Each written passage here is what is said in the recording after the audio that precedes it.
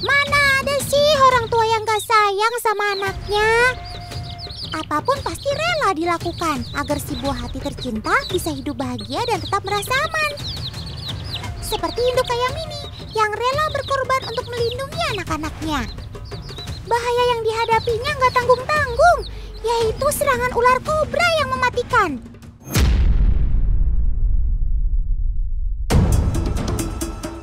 Bertanggung jawab banget ya, nggak kayak tempat penitipan anak yang lagi viral tuh. Bukannya jagain anak-anak, malah sebaliknya. Gemes deh Otan. Si kobra makin mendekat tuh. Hei kobra, cepat tinggalkan si mama ayam dan anak-anaknya ini. Kobra memang seringkali masuk ke pemukiman untuk memangsa hewan ternak teman. Dan yang menjadi sasaran empuknya adalah anak-anak ayam ini. Tapi tidak semudah itu, Ferguson. Langkahi dulu si mama ayam. Tenang, Tan. Aku akan melindungi anak-anakku sekuat tenaga. Aku tidak akan rela jika sampai ada anakku yang terluka. Saat kondisi seperti ini, aku akan melindungi mereka di balik tubuh dan sayapku yang besar. Dengan posisi seperti ini, anak-anakku akan merasa terlindungi, sehingga mereka bisa lebih tenang. Nah, jika ular tersebut menyerang, aku tidak takut, Tan. Malah aku akan menyerang balik.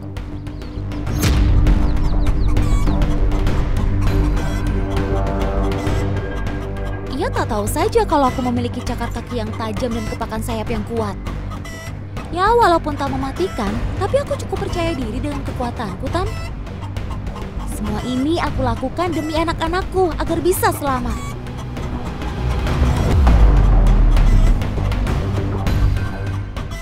Syukurlah, akhirnya si mama ayam berhasil mengusir si ular kobra itu, teman. Saat keadaan terdesak, insting mama ayam untuk melindungi anak-anaknya memang sangat tinggi. Bahkan ia sampai rela mati demi sang buah hati tercinta. Makanya jangan macem-macem sama mama yang lagi jagain anaknya.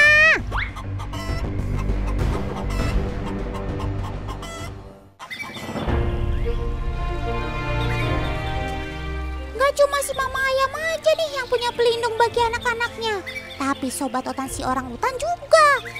Kedekatan induk dan anak orang utan memang sangat kuat, teman. Layaknya bayi dan ibu manusia. Saking dekatnya, sampai-sampai mereka tak bisa terpisahkan. Lihat aja tuh, kemana-mana bawaannya cuma mau sama emak. Anakan orang utan yang sedang bersama induknya ini baru berusia 3 bulan. Walau sudah terlihat sedikit besar, tapi perilakunya masih sangat anak-anak. Tuh, gemesin kan? Semakin besar si bayi orang utan, semakin pula ia membutuhkan asupan makanan padat selain air susu induknya. Betul sekali, Otan. Tapi sayangnya anakku ini belum bisa mengunyah buah secara utuh. Jadi aku harus membantunya. Wah, caranya seperti apa tuh, Sob? Jadi sebelum anakku makan, aku akan melunakkan makanannya terlebih dahulu. Baru setelah itu, aku akan menyuapi si bayi langsung dengan mulutku ini. Perhatikan ya, Tan. Manja banget ya anakku ini, Tan. Oh iya, anakku ini akan terus menempel denganku hingga berusia 6-7 tahun.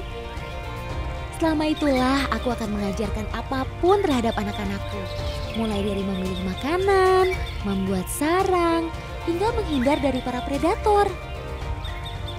Dan pelajaran yang paling penting adalah mengajarinya cara bergelayutan di pohon. Makanya, Otan dan teman-teman jangan copot jantung ya melihat aksi anakku ini. Karena sebenarnya ia sudah terlatih sejak bayi. Yuhu!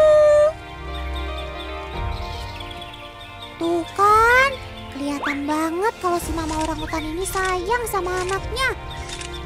Kalau kita bandingkan, perlakuannya bagikan langit dan bumi tuh sama tempat penitipan anak yang lagi viral.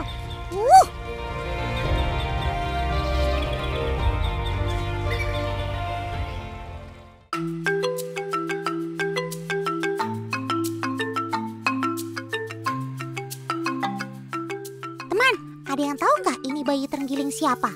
Otan rela banget deh kalau dititipin bayi selucu ini. Otan jamin ia akan bahagia dan gak akan sengsara. Jangan dong Otan, aku kan masih bisa menjaga anakku. Tuh lihat, kemana-mana ia selalu ikut kan? Ngomong-ngomong, Otan jadi sedikit khawatir deh. Itu kok bayi kamu malah digendong di pangkal ekor sih, bukannya di punggung, Sob? Justru ini adalah tempat yang paling nyaman dan aman untuk anakku, Tan. Ia bisa memeluk ekorku dengan sempurna, sehingga saat aku berjalan, ia tidak akan terjatuh. Ekorku ini juga sangat kuat, karena sekitar 8 hingga 20% dari beratku ada di ekor. Oh iya, sekarang anakku ini baru berumur 3 minggu, Tan. Setelah lahir, ia memang bisa langsung berjalan. Tapi agar aku bisa terus mengawasinya, aku akan terus menggendongnya di pangkal ekorku. Wah, ini sih benar-benar nempel kayak perangko. Gak bisa dipisahkan. Selalu sehat dan cepat besar ya, Sob. Supaya nanti bisa main bareng Kakak Otan.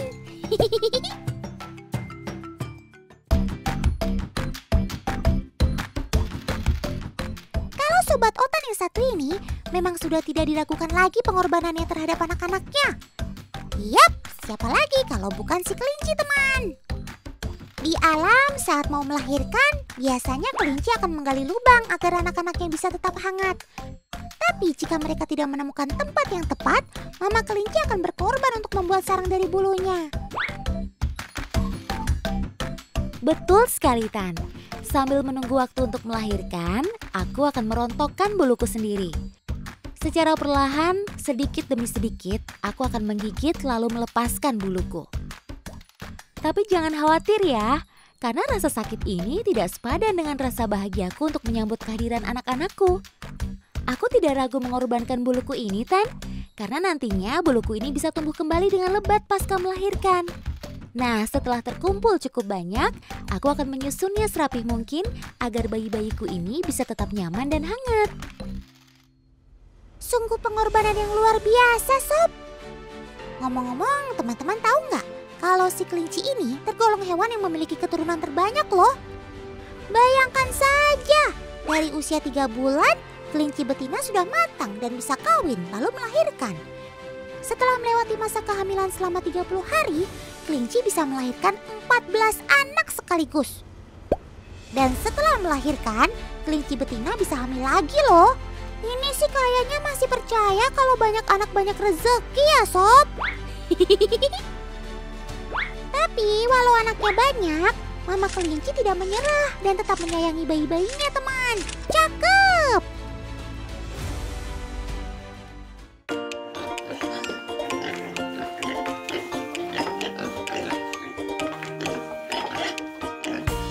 Nah, kalau Sobat Otan yang satu ini juga memiliki konsep yang sama, yaitu memegang teguh banyak anak banyak rezeki.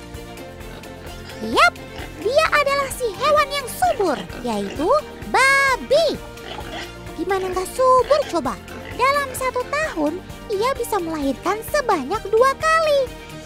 Setelah melalui proses kehamilan sekitar 114 hari, sekali melahirkan, mama Sobat Otan ini bisa mengeluarkan 20 ekor bayi yang lucu-lucu. Jadi dalam setahun, bisa ada 40 ekor anakan babi baru yang lahir ke dunia dalam satu indukan. Luar biasa! BTW, kamu rempong gak sih, Sob, sama anak begitu? Gak niat buat dititip nih sama Otan? Walau anakku sangat banyak, tapi aku tetap bisa menjaganya kok, Tan. Anak-anakku ini sudah memiliki insting untuk bermain tidak terlalu jauh dariku. Dan kemanapun aku pergi, pasti mereka akan mengikutinya. Ya maklum saja, soalnya mereka ini kan masih menyusu. Jadi gak bakal bisa tuh jauh sama minuman kesukaannya. Iya sih, apalagi kan anak-anak ini harus menyusu sekitar 8-10 kali dalam sehari. Jadi jauh sedikit dari mama, pasti bakalan panik tuh.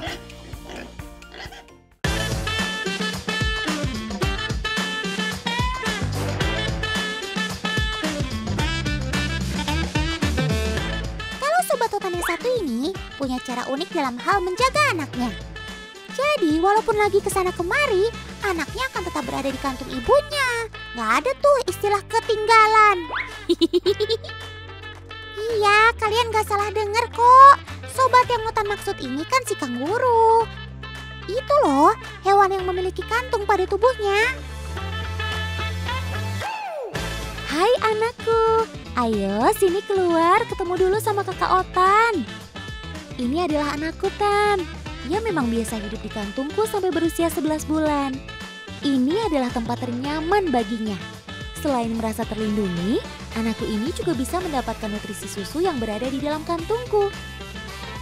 Selain terlindung dari predator jahat, kantungku ini juga mampu melindungi anakku dari resiko infeksi virus, bakteri, maupun parasit. Tapi Otan jadi penasaran, kok bisa sih anak kamu yang sudah cukup besar itu masih muat di kantungmu, Sob?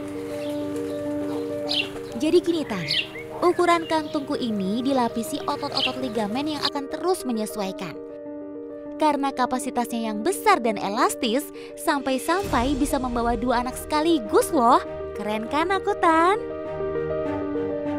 Ini nih contoh ibu yang bertanggung jawab.